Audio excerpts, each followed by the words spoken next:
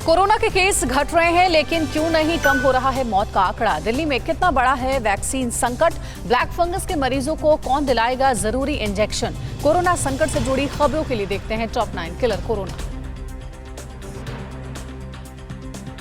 सोमवार को 2 लाख से कम केस आने के बाद मंगलवार को फिर से नए केस की संख्या 2 लाख के पार गई है। 24 घंटे में देश में कुल 2,08,414 नए केस आए। वहीं मौत का आंकड़ा भी एक बार फिर से 4,000 के पार चला गया। एक दिन में देश में 4,159 लोगों की जान कोरोना से चली गई। एक दिन में 2,95,085 लोग रिकवर हुए और इसके साथ ही एक्टिव केस की संख्या 25 लाख से नीचे आ गई है।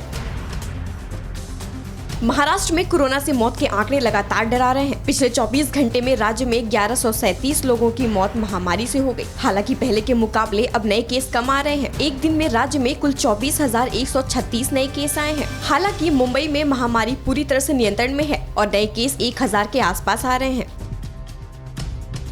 महाराष्ट्र के बाद कर्नाटक और तमिलनाडु की स्थिति मौत के मामले में बेहद खराब बनी हुई है। कर्नाटक में 24 घंटे में 588 लोगों की जान चली गई, जबकि तमिलनाडु में भी 468 लोगों ने संक्रमण की वजह से अपनी जिंदगी गंवा दी। केरल में भी 177 मौतें एक दिन में हुई हैं। देश में सबसे ज्यादा नए केस 34,285 कर्नाटक से आए हैं।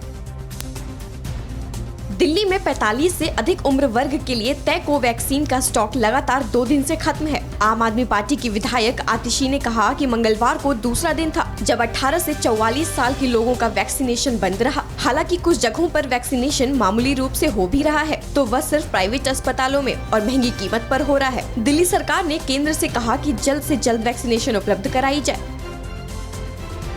राजधानी दिल्ली में आज से पहला ड्राइव थ्रू वैक्सीनेशन सेंटर शुरू हो रहा है। द्वारका स्थित आकाश हेल्थ केयर सुपर स्पेशलिटी अस्पताल की ओर से इसकी शुरुआत वेगस मॉल में की जा रही है। मुख्यमंत्री अरविंद केजरीवाल आज 11:30 बजे दिल्ली के इस पहले ड्राइव थ्रू वैक्सीनेशन सेंटर का उद्घाटन करेंगे। यह वैक्सीनेशन 18 से 44 वर्ग के लोगों के लिए है। अस्पताल ने इसके लिए कोविशील्ड की 30,000 खुराक खरीदी है। वैक्सीन की कमी के चलते दिल्ली में तमाम सेंटर्स पर वैक्सीनेशन का काम बंद हो गया है। ऐसे में सबसे ज्यादा परेशानी उन लोगों को हो रही है जिनकी दूसरी डोज का समय या तो आ चुका है या निकल गया है। ऐसे कई लोग इन दिनों पूरे दिन वैक्सीन की जुगाड़ में ही लगे हैं। पहले से थोड़ी सी बीमारी कम भी हो रही है, लेकिन और साथ में थोड़ी वैक्सीनेशन की दिक्कत आ रही है। बच्चों को भी लग रही है, बड़ों को भी लग रही है, तो थोड़ी सी वैक्सीनेशन में दिक्कत आ रही है, थोड़ी कमी महसूस हो रही है, तो इसलिए टाइम बढ़ा दिया गया है। गाजियाबाद में मिले पहले येलो फंगस के मरीज के इलाज में बड़ी मुश्किलें आ रही हैं। बीमारी के इलाज के लिए जरूरी एम्फोटेरिसिन बी इंजेक्शन बाजार में उपलब्ध नहीं है। इस बात की जानकारी खुद डॉक्टरों और मरीज के बेटे ने दी है। ऑपरेशन के साथ जो मुझे इंजेक्शन एम्फोटेरिसिन बी चाहिए वो अभी तक उस मरीज के लिए अलॉट नहीं हुआ है। आज भी उसके अटेंडेंट मेरठ गए थे, पर वो इंजेक्शन उनको अलॉट नहीं हो पाया है। दिल्ली, नोएडा, मेरठ हर जगह घूम लिया। वहाँ जाके दिखाया तो कहते जी मेरे पास तो कुछ स्टॉक ही नहीं है, लखनऊ से आएगा तो आपको मिल जाएगा। फंगल इन्फेक्शन के शिकार मरीजों के इलाज में हर जगह परेशानी आ रही है और इसकी वजह है जरूरी इंजेक्शन का ना मिलना। ग्वालियर में भर्ती एक पेशेंट की बेटी ने मुख्यमंत्री शिवराज सिंह से गुहार लगाई है कि उसके पिता के लिए एम्फोटेरिसिन बी इंजेक्शन का इंतजाम किया जाए।